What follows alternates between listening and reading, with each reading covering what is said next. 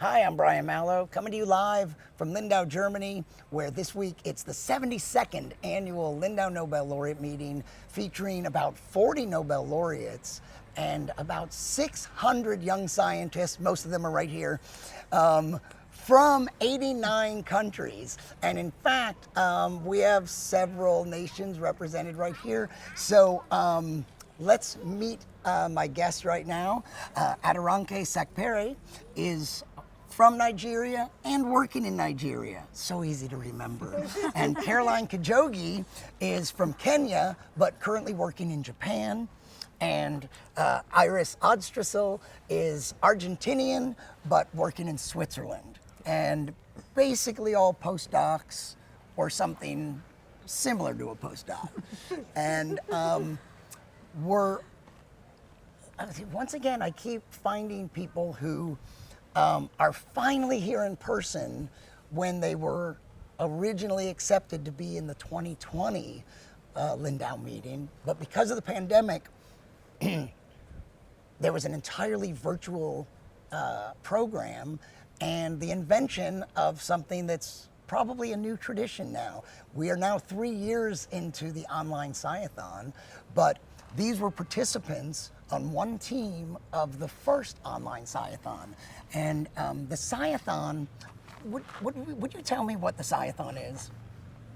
Anyone want to, what was the sciathon? It's like a hackathon. So we pitched ideas and we tried to come up with ways to present them in a way that's understandable and that could form solutions to the problems we currently are facing in the world. And yeah, we did that for a short time. That's why it's a thon. Right, 40 that you had, it was competing teams, had only 48 hours to develop an idea. Yeah. I don't remember now, in that year, do you know how many teams were competing? Over 30. I think over 30 teams. And what was the theme? The Lindau guidelines. Yeah, we worked Right. on Lindau guidelines. So the Lindau guidelines are a set of guidelines to do good science. Originally, the concept was proposed by Laureate Elizabeth Blackburn, and they're really a set of guidelines about open access to science, publishing data, diversity and inclusivity. That's some of them. And so every project had something to do with one of these guidelines. So you were all on a team and the project was the Mentoring Hub. So what was the concept of the Mentoring Hub? The Mentoring Hub was, the idea was to form a platform where scientists can be either mentors or mentees or both, such that if young scientists want to ask for advice or mentorship in any aspect of their academic career, they could find somebody within the network and get support. Excellent. And you know, a lot of the projects, they only had to be a 48-hour project for fun, but some of these projects have actually been further developed, and the Mentoring Hub went on beyond the 48 hours, didn't it? Yeah, tell me something about it. Aderonke, Yeah. let's hear from you. So after the science-on, so we were fortunate to emerge like the best team based on the guideline we worked on. And based on that, we got like seed fund to further like develop our ideas, not just something that will remain not real or that people can't relate with. So based on the seed fund we got, we're able to have the hub live, and people can now make use of the hub. Yeah. Excellent. And while we're talking to you, you're a computer scientist? Yeah. What do you do? What's your area of specialty? Oh, interesting. So I work in the interdisciplinary field of ICT for development. So basically, I try to look at problems in my society that are related to developmental goals, and then I try to make use of appropriate ICT tools or technology to solve such problems. So it could be a problem that revolves around human-computer interaction or data privacy or artificial intelligence. So it all depends on the problem. So the problem usually informs the type of solutions that we deploy or we propose. Excellent. And Caroline, what kind of scientist are you? I'm an immunologist, and as well as I do some genetic work. So currently working on malaria, and for immunology I'm looking at placenta malaria, and I'm working on macrophages and how these have an effect on how the immune response to infection during placenta malaria. And on the other hand, I'm looking also at drug metabolizing enzymes for malaria. So different people respond differently to drugs, so we check what mutations occur in these drug metabolizing enzymes and how this can affect now how these drugs are either dispensed in terms of therapeutic effect and also adverse reactions.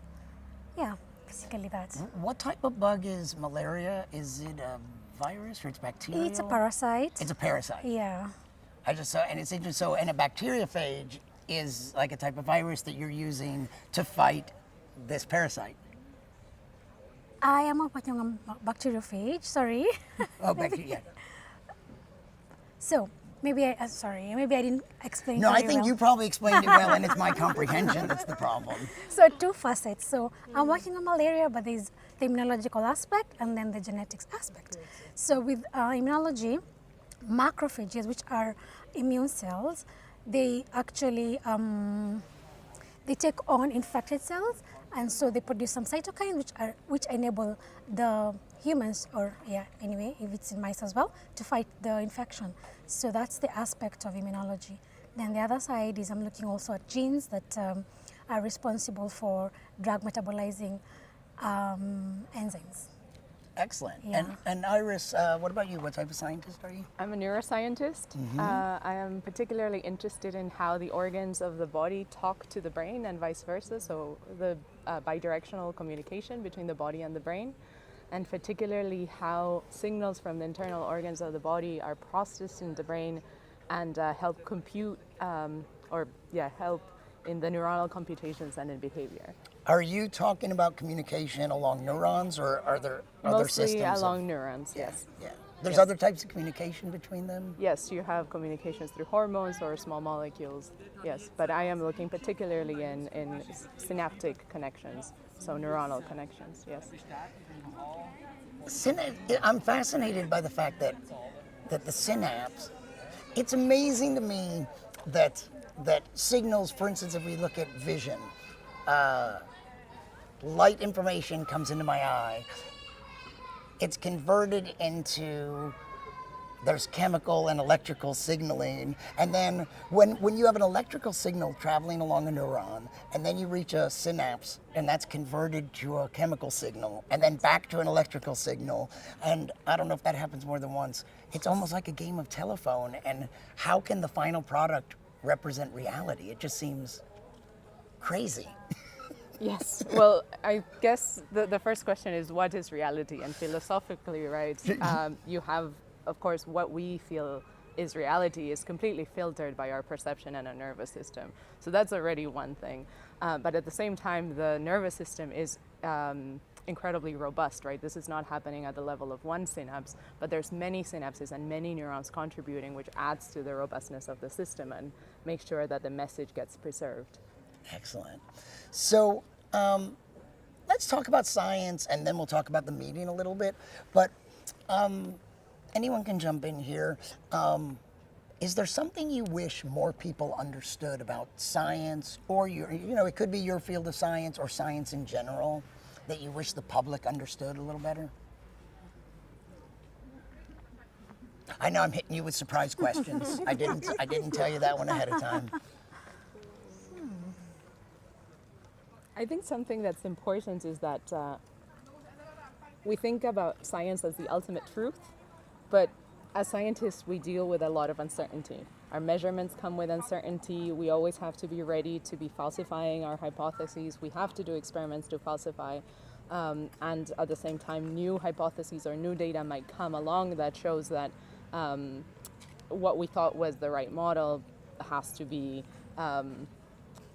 tweaked a little bit. So I would say it's not something that's set in stone, but it's something that is always being updated as we get more and more evidence. A self-correcting process. Yes. Yes. Well, I think, in my opinion, also, I agree with you. And also, I would want to encourage the public to engage in science, even though maybe they're not scientists, maybe take part in some ways to ask questions and maybe tell us what they want to get communicated better, to understand better. I think, yeah, that's one way. That's nice. And we can move on to other questions too. But what do you love? Did you always know you wanted to be a scientist or a computer scientist specifically? So it's a bit difficult. Right from high school, I'd always like do well in mathematics or anything that is mathematically inclined. So based on that, I guess that was what informed the reason why I chose computer science. Even though I didn't struggle with subjects like biology, but personally I don't like reading things that are voluminous. So I find biology to be really voluminous. You have so many things to read. So at times I don't also like cramming. I like to put things in my words or the way I feel about things.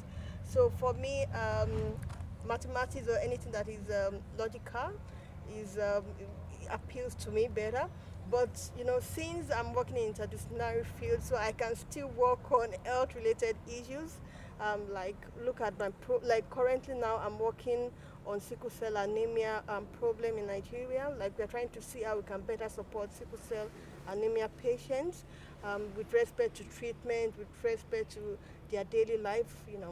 So even though I'm not in the core field of biology, but because of my field, I can still work with people. They can do the reading. They can do the reading and just give me maybe a summary of what is needed for me, yeah. And let me ask slightly different, Caroline. What do you love about science?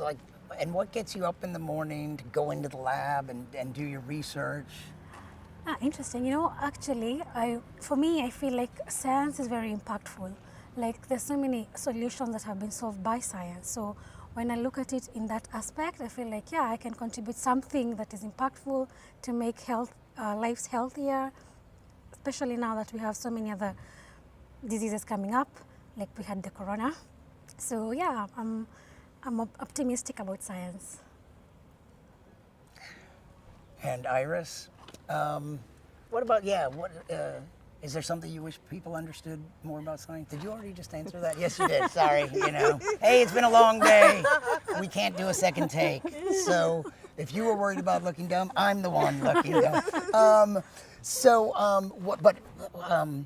What makes you get up and work, and what makes you love? Did you always know you wanted to study the brain? No, I think I loved science as a kid, but I also really love dancing, so maybe being a ballerina would have been an option, I don't know. But it did take some time until physics was something that I also really enjoyed. And it wasn't until I was starting to apply for colleges that I realized that neuroscience was the thing that one could do. Yeah. And then I got really excited about that. Yeah. Well, let's talk about the meeting a little bit. And let's start by talking about the session that just happened right over there inside the Inselhalle. In fact, it was, what was the session about? Aderonke, I think you might have some personal knowledge about this because not everyone gets this opportunity. It's a special opportunity just to be here, but you got to participate in a panel discussion. What was it about? Oh, okay, so the panel discussion was about AI and medicine. Like I stated earlier on, that I'm more of a computer scientist than a medical person. So I was able to contribute to the discussion based on what I've done with respect to AI, like projects that are, like I said earlier on, we try to look at problems in health domain, and then we propose solutions. For some of those solutions, they are AI models or machine learning models. For some, it could be a simple mobile applications. So I was able to contribute based on tasks that I've done, we have proposed or we have used like AI solutions here. Excellent. And Caroline, we're only, it seems like so far into it, but we're about 2.5 days into the meeting. What are some highlights you've already experienced? Yeah, for me, it's the connections. I've made beautiful connections, and also the open exchanges we've had with the laureates. They've been so engaging. They've given us anecdotes on how they performed their science till where they are at, which has been very instrumental and inspirational. Excellent. Iris, any highlights? Yeah, the close contact with the Nobel laureates has been really, really nice. And also meeting the other young scientists. I think there's real excitement for science, and that just